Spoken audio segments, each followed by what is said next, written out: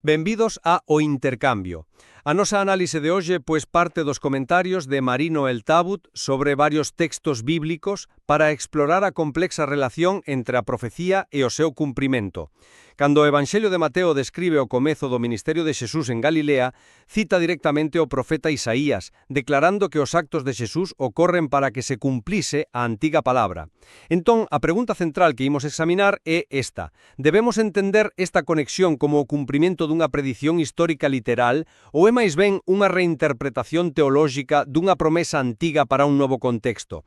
Eu defenderei que Mateo presenta estes acontecimentos como o cumprimento directo e, digamos, predestinado da profecía, amosando un plan divino preciso e verificable. Sí, e eu pola contra argumentarei que o uso que Mateo fai de Isaías é unha aplicación teolóxica, ou seja, unha relectura creativa que emprega unha mensaxe histórica de esperanza para desvelar o significado máis profundo da misión de Xesús, sen necesidade dunha correspondencia predictiva literal. A ver, a miña posición céntrase na intención que eu creo que é manifesta do evanxelista. Mateo non é nada sutil, emprega a fórmula para que se cumprise o que dixera o profeta casi como un selo de autenticidade. Non é unha linguaxe aberta a interpretacións vagas, sino na afirmación dunha correspondencia directa, entre a predicción e o evento.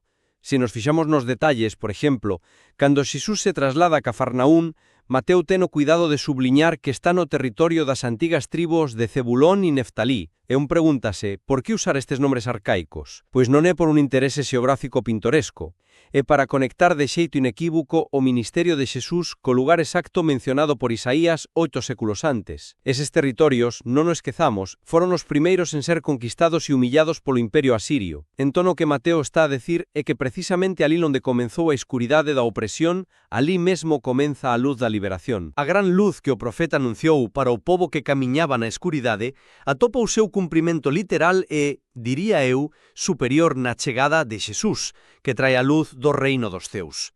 O acontecemento histórico orixinal, a promesa dun novo rei na época de Isaías, pois será unha sombra, unha prefiguración. A vida de Xesús é a realidade final e predeterminada á que apuntaba a profecía desde o principio. Pois eu abordo a cuestión dende un ángulo moi distinto. Como ben sinalan os comentarios de Tabut, a profecía de Isaías tiña un significado inmediato, urxente e completo para a súa propia época. Non era de ningún modo unha mensaxe encriptada para o futuro, era unha palabra de esperanza dirixida ao reino de Xudá no século VIII a.C., que estaba, literalmente, a piques de ser esmagado polo imperio asirio. O profeta non falaba ao vento, faláballe un pobo aterrorizado e a un rei, Acaz, que, segundo o propio texto, tremía como as árbores do bosque son axitadas polo vento. A luz prometida estaba directamente venxellada ao nacemento e ao futuro reinado do rei Ezequías, o Emanuel, que Isaías prometera uns anos antes como sinal de que Deus estaba co seu pobo. Entón, cando Mateo retoma esta pasaxe, non está a verificar unha predición, sino que está a levar a plenitude o seu significado. El recoñece en Xesús a encarnación definitiva do patrón salvador de Deus. Deus trae luz e liberación en tempos de escuridade. O sea, non se trata de que Isaías vise nunha bola de cristal a Xesús de Nazaret, senón de que Mateo viu en Xesús a realización última e trascendente do tipo de salvación que Isaías anunciara. Sí, entendo o valor do contexto histórico orixinal, claro que sí, pero creo que a forza do argumento de Mateo reside precisamente en amosar que ese contexto era só un reflexo imperfecto de unha realidade moito maior. A fórmula para que se cumprise funciona como unha proba, case xudicial. É o xeito que ten o autor de decir aos seus lectores que, ollo, coñecían as escrituras de memoria, que Xesús non é un fenómeno illado, senón o clímax da historia da salvación de Israel. Si fose só unha aplicación temática vaga, por que insistir tanto na especificidade dos detalles? Zebulón, Neftalí, o camiño do mar, non son adornos literarios, son puntos de ancoraxe históricos que validan a identidade mesiánica de Xesús. Mateo insiste nestes nomes arcaicos porque cree que o lector conecte de forma directa a humillación histórica daquelas tribus coa gloria que agora chega coa presenza de Xesús nese mesmo lugar. É unha correspondencia deliberada case cartográfica entre profecía e evento. Pero esa idea dunha correspondencia cartográfica precisa, non sei, atopa problemas serios cando miramos outras profecías que o propio Mateo utiliza. Pensemos na máis famosa de todas, a de Isaías 7:14, que Mateo cita no relato do nacemento. Velaquí que a vir se concibirá. O comentario de Tabut subliña un matiz crucial que a miúdo se pasa por alto. O texto hebreo original non di virxe, betula, senón xove, alma. A palabra virxe, pártenos en grego, aparece na tradución grega da Septuaxinta, feita séculas despois de Isaías. Isto non demostra que a profecía fose imprecisa, o que demostra que a reinterpretación e adaptación teolóxica já eran parte da tradición xudía moito antes de Xesús. A comunidade xudía de Alexandría que traduciu o texto já estaba a facer teoloxía. Polo tanto, a fórmula para que se cumplise non pode ser unha proba forense. E máis ben unha clave hermenéutica, é dicir, unha invitación a ler os acontecementos da vida de Xesús á luz das grandes promesas de Deus. Bueno, aínda que ese argumento é interesante, paréceme que o enfocas dun xeito que minimiza a providencia. A traducción da Septuaxinta non ten por que ser un erro ou unha simple adaptación.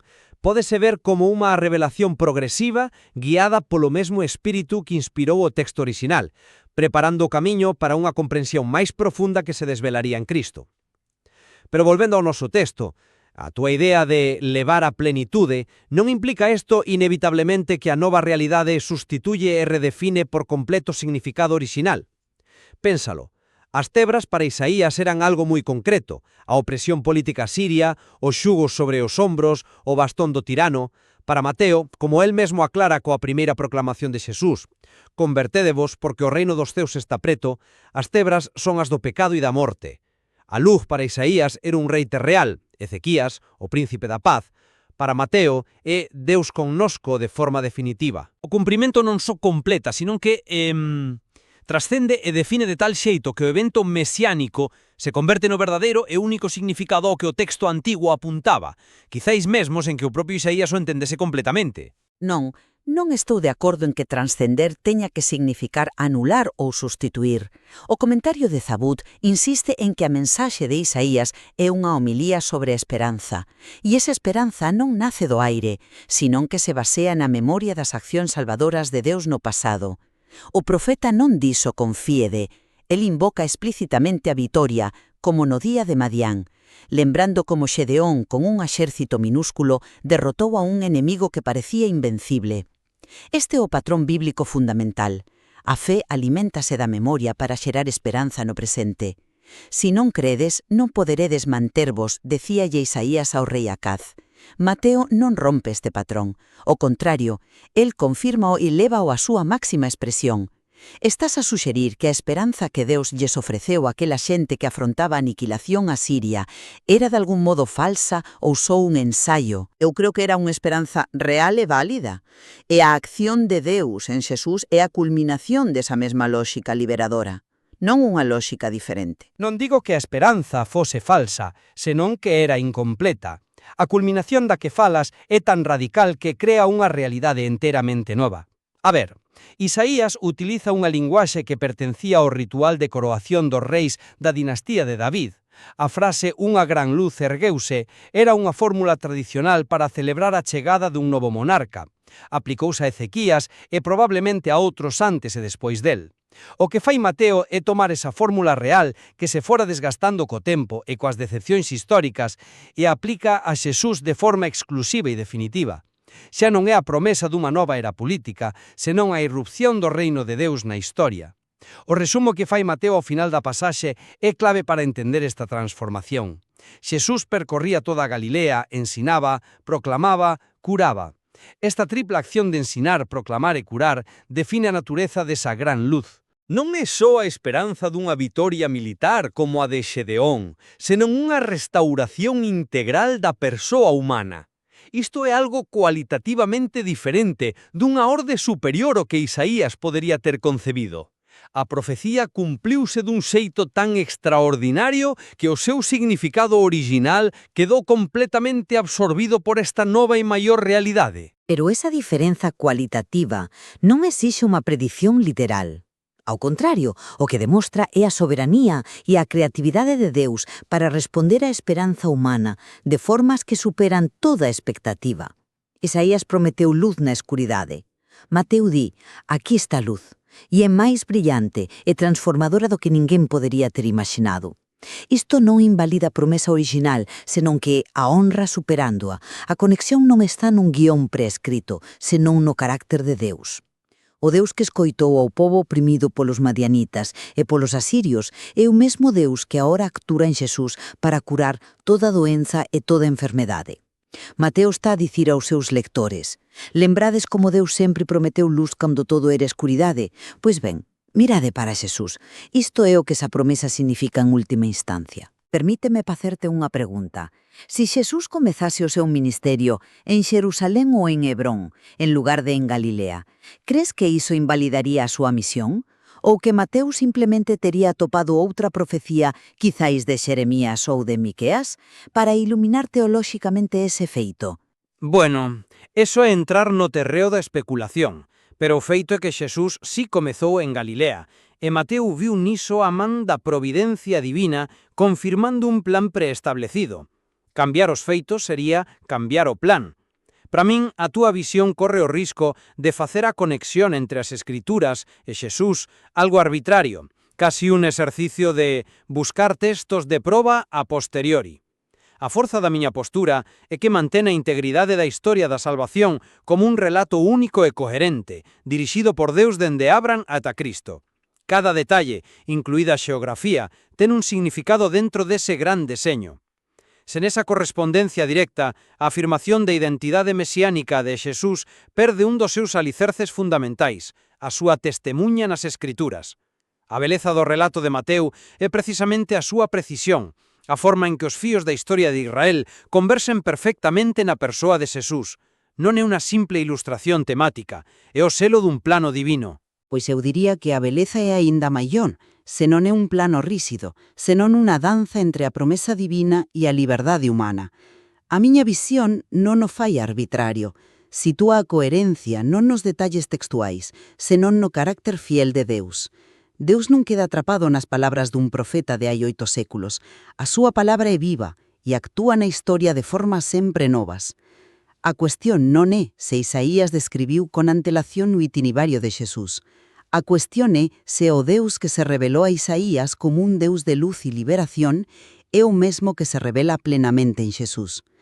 A miña resposta é que sí, e iso é o que Mateo quere amosar.